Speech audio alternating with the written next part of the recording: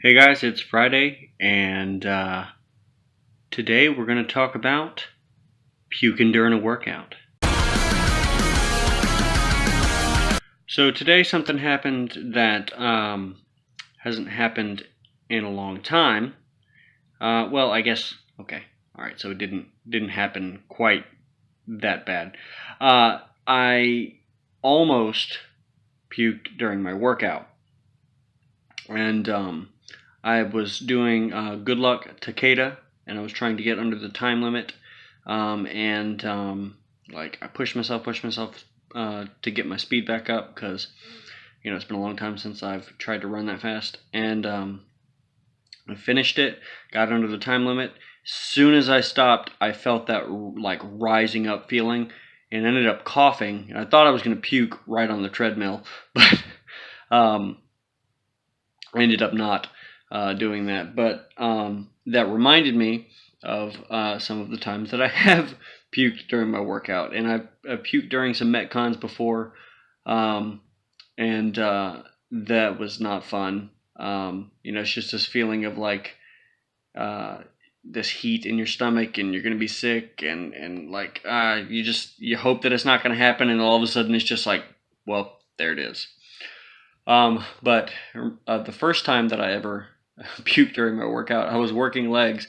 I was a teenager, and we did. I don't even know.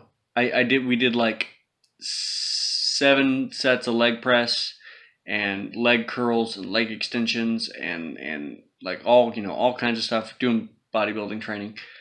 And I like I wasn't like breathing hard or anything. My muscles felt so terrible, and I felt like my stomach, and I just puked. Like I ran to the bathroom and I puked, and it was the craziest thing. Like I had never experienced anything like that before up to that point. And it's kind of funny because you know I feel like that's a good indicator of probably working just a little too hard, but it makes you feel like you at least did something if you can work out hard enough to make yourself vomit. And if I can make somebody else puke in a workout, well, that's a gold star day. I told those stories to talk about a topic that Duffy and I spoke about today, and it's this idea of mentality. Where is your mentality? Because if I tell someone to do a workout, or if I set up something for myself and I'm looking for a way out of it, or I am trying to find an easier way to do it, or if I say, hey, is it all right if I fudge the numbers a little bit? That's a problem, because the mentality there, that's what's going to help. That's what's going to keep me from changing, because the change comes from challenging yourself and pushing yourself. That's what's going to force your body to change. But if I'm constantly looking for comfort, which is trying to stay more and more, where I am now, I'm not going to go anywhere. So if I'm like, I don't want to feel pain in my workout, you don't want to feel pain, but if I don't want to feel discomfort in my workout, and I don't want to push myself, and I don't want to possibly feel like I might throw up, or I don't want to be sweaty, or if I say, I feel eating, 1,800 calories if I'm super overweight, 1,500 calories if it's, a huge caloric restriction. That's too difficult. It makes me feel uncomfortable, and because it makes me feel uncomfortable, I don't want to do it. Well, outside your comfort zone is where change and growth happens. If you're not uncomfortable, you're not growing, you're not changing. And so, some words popped into my head earlier today and said that life is a struggle. Comfort is a lie. That's two different things, because, if you think about life, being difficult, yeah, it's difficult overall. You're going to run into hardship, and you're going to have to deal with, going to a job that you don't like, or dealing with the loss of a family member, or just being sick. Life is a struggle in that way, but life is a struggle in like a deeper meaning, in the sense that when there is struggle, when you are struggling, in that process, you're alive because you are experiencing hard things that are going to force you to grow. That, because life is growth. And so when you're experiencing those hard things that are forcing you to grow, that's when I feel like you're probably the most alive and you're living life. If you're seeking comfort, comfort is the thing that we have when we're taking a break. So if you're constantly in comfort, it's like you're always on a break.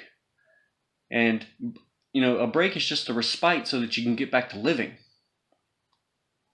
And, over time, if you constantly seek comfort,